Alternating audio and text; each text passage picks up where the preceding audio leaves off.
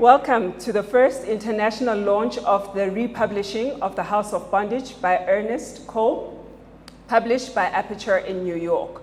New York is where Ernest Cole died in 1990, 1 week after the release of Nelson Mandela and the unbanning of political organizations, having endured 25 difficult years in exile. House of Bondage was the first photography book published by a Black South African. Its banning in 1967 prevented South Africans from accessing the book in the country. Smuggled copies like the one we had at home were very rare. So the relaunch of this iconic book is appropriate and also a celebration of the final homecoming of Ernest Cole. Most of us in this room have at some or other point engaged with Cole's work. Maybe we didn't know the name of the artist, but we've all at some point engaged with his work. I know in particular, there's the image of the young school child in the class who's holding a tablet like this, and he's trying to write, and you can see the streams of sweat coming down his face. Ernest was the fourth of 6 children. His father had migrated from a rural area as a young man and worked as a tailor. His mother worked as a laundress, washing clothes for white families in Pretoria. So what is it that is hoped today? To be champions of Ernest Cole and his legacy. It's up to us to insist that it is included in curricula of universities, of high schools. And so I hope that his legacy catapults, into the place in history and into the place in the photographic canon of this country and of this continent, and gives it its rightful place.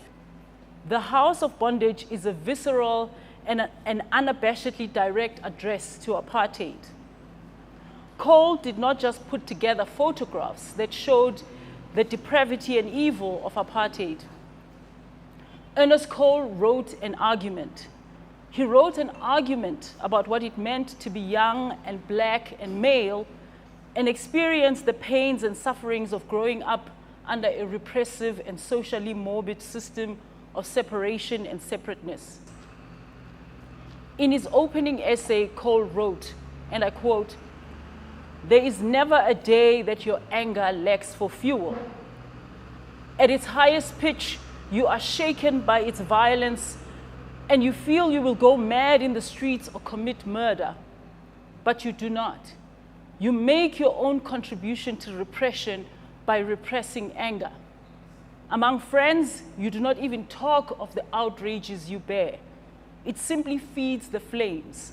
So you smolder, but you do not explode." He refused to be pulled in by the glamour and glitz of the city of gold. And he certainly refused the idea that on the edge of every photograph must be the flutterings of the wings of hope or the gleaming outlines of a silver lining. Cole was a humanist. He used his lens to capture the words and emotions that his subjects would have spoken if their words could be captured. He took photographs to express the immediacy of his subjects' lives. He used his camera to humanize a dehumanizing situation. He was a shrewd observer of the scenes of life that were taking shape in front of him. It is therefore timely that 46 years after he published House of Bondage, Ernest Cole is once again on point and on time. He is on time because despite the end of apartheid, photography is still a necessary and indispensable medium.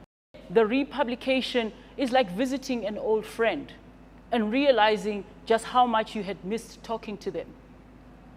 Cole's images are intimate, unadorned, shrewd, pointed, and unambiguous. I want to praise Ernest Cole for being a standard bearer, for standing alone for so many years, for being a lodestar and a spirit guide. Thank you very much for listening.